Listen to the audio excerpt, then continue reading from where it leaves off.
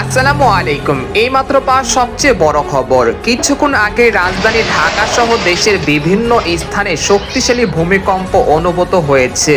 হঠাৎ ভূমিকম্প টের পেয়ে আতঙ্কিত হয়েছে হাজার হাজার মানুষ। এছাড়া ব্যাপক ক্ষয়ক্ষতি হয়েছে, নিহত হয়েছে অন্তত 5 জন। এই বিষয়ে আরো বিস্তারিত জানতে হলে ভিডিওটি সম্পূর্ণ দেখতে থাকুন। আর আপনি কোন জেলা থেকে আমাদের খবরটি দেখছেন অবশ্যই কমেন্ট করে জানাবেন।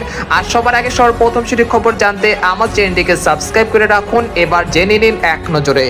ঘটনাটি ঘটে শুক্রবার সকাল 10:38। প্রাথমিকভাবে জানা গেছে ভূমিকম্পের কেন্দ্রস্থল ছিল ঢাকার নরসিংদী অঞ্চলে এবং এর মাত্রা ছিল রিক্টার স্কেলে 5.2 মাত্রা।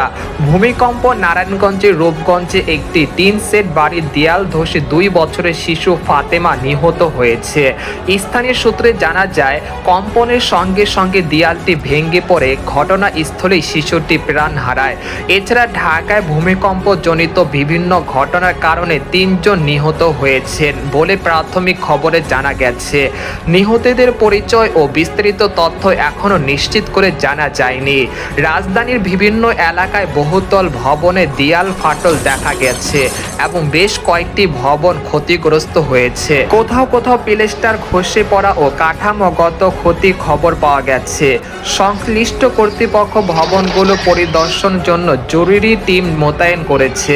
বিশেষজ্ঞরা জানান, 5.2 মাত্রার ভূমিকম্প মাঝারি হলেও নগরীর দুর্বল ভবন কাঠামোর কারণে ক্ষতির পরিমাণ বেশি হতে পারে। নাগরিকদের সতর্ক থেকে প্রয়োজনীয় নিরাপত্তা নির্দেশনা অনুসরণ করার আহ্বান জানানো হয়েছে।